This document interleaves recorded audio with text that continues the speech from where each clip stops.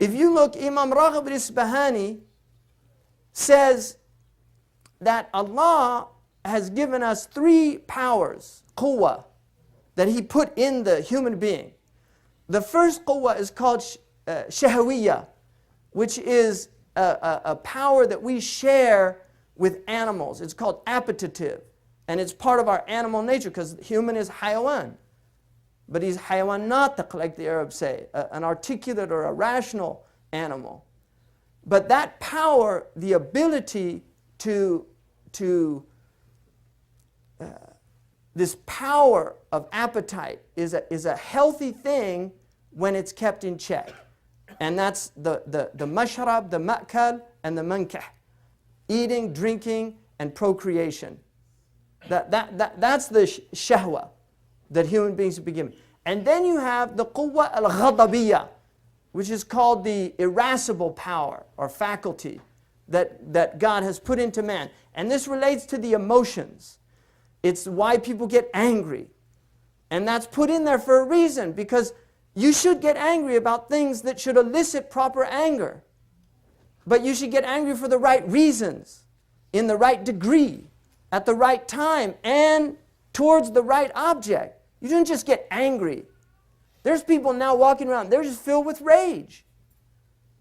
They're filled with anger. They'll get angry at the slightest thing. Because that's their state, that's the hal that they're in. Because the irascible self has overwhelmed them. Just like there's people now just looking for, there's people, 40 million downloads of pornography in this country every day. 40 million. The highest pornographic downloading going on per capita are in Muslim countries. You can look at the Google, research on it. And I'm reading a book on this subject right now. I can't even believe it, what's going on out there. Because people are complete slaves of themselves. And that's total heedlessness. You couldn't do something like that unless you were in a complete state of heedlessness. That's what it is. It's total heedlessness. And now Shaitan has vehicles, has their machines and technology that can completely destroy a human being. Completely. You'll put out your inner eye, blind it. It's like taking the scholars of this science say that the inner eye is more sensitive than the outer eye. The spiritual eye is more sensitive than the outer eye. Just like when you get a little speck of sand in your eye, you can't see, you just want to clear your eyes. Anything that you're looking at that is haram, that's what it's doing to your inner eye, but worse. It's like stabbing it. It's like stabbing it. And that's what people are doing. That's what there is. It's all heedlessness. That's why Imam al-Junayd said that the real root cause of all sin, crime, evil in the world is ghafla. That's what he said. That is the root crime. Human beings are sleepwalkers in somnambulant states, not aware that the time is coming. We're going to have to meet Allah subhanahu wa ta'ala. اقترب للناس حسابهم وهم في غفلة. The reckoning is drawing near, and people are in heedlessness. They're not thinking about it. The Prophet ﷺ was thinking about it constantly. حَاسِبُوا قَبْلَ أَن تُحَاسَبُوا. Take yourself to account before you're taken to account. عِدُّوا أَنفُسُكُم مِّنْ أَصْحَابِ الْقُبُورِ. Consider yourselves already in the grave. That's a hadith in Sahih Muslim. Consider yourselves already in the grave. Be prepared to meet Allah subhanahu wa ta'ala. It's real. It's real. النَّارُ حَقٌّ وَالْجَنَّةُ حَقٌّ. I mean, those are hadiths. Fire is real, paradise is real, the day of judgment is real, the whole, it's all real. This is the illusion. People think they're going to be here forever. There were people 100 years ago listening to the same ayahs, hearing the same, they're all gone, they're dead. All of them, they're all gone. And here we are, and we're going to be gone, and these young people, they'll be sitting here with the same problems, the same stupidities, the same miserliness, greed, envy, backbiting, namima. All the same diseases. And that's why in the hadith, the Prophet ﷺ, when he said, Safiru taghnamu, set out on the journey and reap the rewards. Raghib al-Isbahani said, don't take this as some kind of outward journey. The Prophet, when he tells you a commandment, Because outwardly, merchants, when they go out on a journey, they benefit. سَافِرُوا فِي الْأَسْفَارِ خَمْسُ فَوَائِدِ, like the Arabs say. Travel, there's 5 benefits in traveling. You get benefit from travel. But this is a spiritual traveling. Set out on a journey to God, to Allah subhanahu wa ta'ala. And he says that journey, and finally, before I get to that, the third quwwah is the quwwah an-natiqa.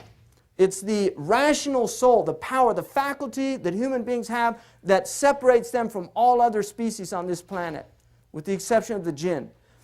That faculty is the ability to reason. It's the ability to think. And if that faculty is meant to be in control of the other 2 faculties. But what's happened is, qalb al-haqa'iq, it's switched over. The horse is riding the man. The donkey is riding you. That's what's happening. It's switched, it's completely backward. You can tell people that it takes, your basal metabolic rate is like 1,600, it'll burn 1,600 calories a day, right? So you just need that just to survive. I mean, you'll burn fat or something like that for a certain amount of time, and then the body starts eating itself, then you die. That's what you need. And then, based on your movement, you need something on top of that. 500, 1,000, depending on what people do. Laborers need more. People that use their intellect need more because there's glucose. You have to have caloric intake for thinking. So, but there's people out there eating 4,000 calories a day. Every time they get on the scale, they see it going up. They get diabetes. And then they pray, for a shifa. Allahumma shfini. People eat all that ghee and dalda and this, that, and the other. And then they have a triple bypass. Alhamdulillah. No, seriously, if you're sick, people get sick, genes, there's a lot of reasons people get sick. But most people make themselves sick. And then they ask God God gave you a body. It has legs with muscles. You have a stomach that's meant to digest. It's all wisdom. But you can understand all of that rationally. Do people exercise? No. The doctor tells them to exercise, they don't exercise. Do people overeat? When the ice cream comes, do they eat it? Yes. Even with diabetes, I've seen people shoot up insulin before they have their dessert. I'm not making that up. Why? Because they can't control themselves. It's as simple as that. People aren't well. But you're human beings. I mean, this is Bani Adam. We're not insignificant creatures. We're meant to be people of discipline.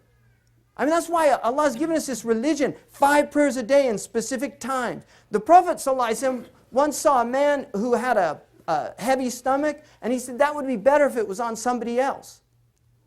30,000 children died yesterday of starvation. And probably more or as many died from overeating. Because it's imbalance. People don't think about other people. They just think about themselves. That's ghafla.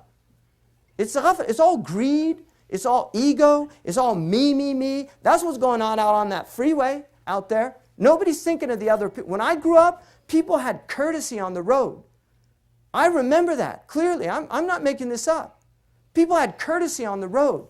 People would actually stop and let you get in. Now they speed up and then flip you off. Seriously, because this is a complete me culture. That's what's happening. It's the whole planet. We got 6 billion people. Me.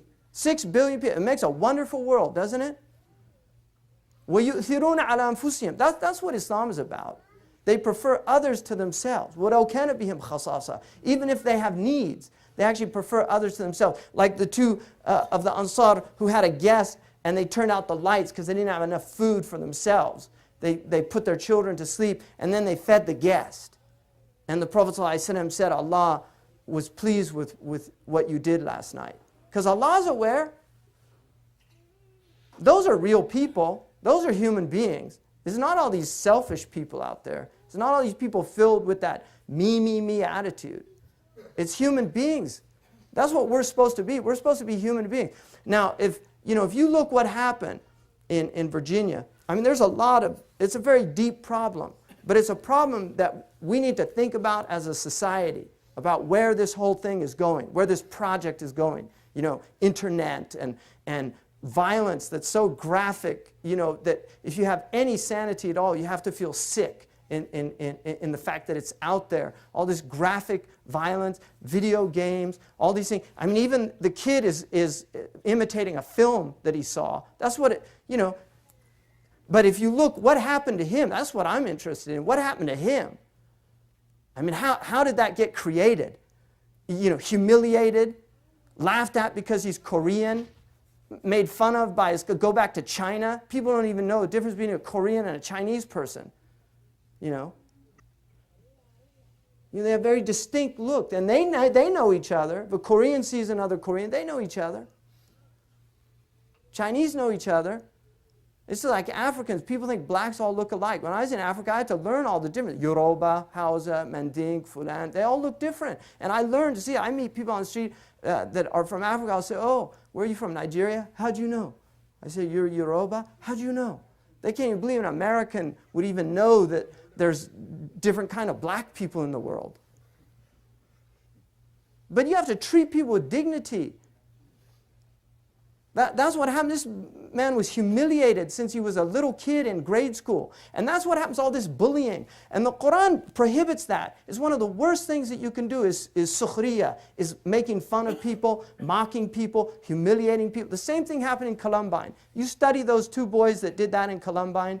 The same thing. They were mocked by the jocks of the school, spit on, called faggots. What kind of culture is that? What do we teach our children in the houses? There's so much abuse out there. If you want to know why people are in the states they're in, look at the way they're being raised. Look at the way they're being spoken to. Just human respect, human dignity, treating people like human beings, welcoming people. This is what humans are supposed to be doing. That's what humanity is about. That's what we're here for. We're here to help each other. تعاونوا على البر والتقوى ولا تعاونوا على الإثم والعدوان. Work with each other in righteous things. Don't work with each other in harmful things. Allah says, لا يسخر قوم من قوم. Don't let one people mock another people. And قوم here is nakira. It's an indefinite substantive. Whenever you have a negative before that, it means anybody. It's للعموم, like the usuliyun say. It means anybody. No people should mock another people. Arabs shouldn't mock Americans. Americans shouldn't mock Arabs. People should not mock each other. Because when you mock people, they get angry. Because you're humiliating them. You're making them feel insignificant. You're making them feel like rich people that mock poor people. That was a lot of his diatribe. Was about rich people, their insensitivity. And that happens. We're in a culture where we don't even know there's a whole other culture living alongside this culture that doesn't have anything. Really. People that don't have anything. They live with rats and cockroaches. In this culture, we've got New Orleans right now. Down there, nothing's been done. We're trying to rebuild Iraq. And a whole city was wiped off the map, and still there's people that can't go back to their homes. What's happened? And these are questions we have to ask as a culture, as a country. And these are really, really troubling things that people should be deeply troubled by. These things just come and go, and then it's just a media flash, and everybody gets excited, and then it's over until the next one happens. People don't think about what's going on. What are we teaching our children? There's a book by Dave Grossman, he's a lieutenant colonel, taught the psychology of killing. It's called Stop Teaching Our Children to Kill. It's been proven by social sciences that there is a small number of people out there that are going to become violent from all of these violent games that they watch. Yeah, it's small, it doesn't happen to everybody, but if it happens to a small number, that's the whole purpose of Islam. You prohibit things to protect that minority that's going to be endangered by those things, like alcohol. A lot of people that have their glass of wine every night, the doctor said, no, it's good for your heart. Forget about your liver and your kidneys, but it's good for your heart. Yeah. But what happens? Right? there's a whole other group of people, they start drinking that stuff, it destroys their marriages, it destroys their life. It's just like internet pornography. In this book I'm reading, there's so many marriages that have been destroyed. People that get addicted to that don't even want to have an intimate relationship with a real human being. They're just in cyber world. Kind of culture. People have to ask themselves those questions.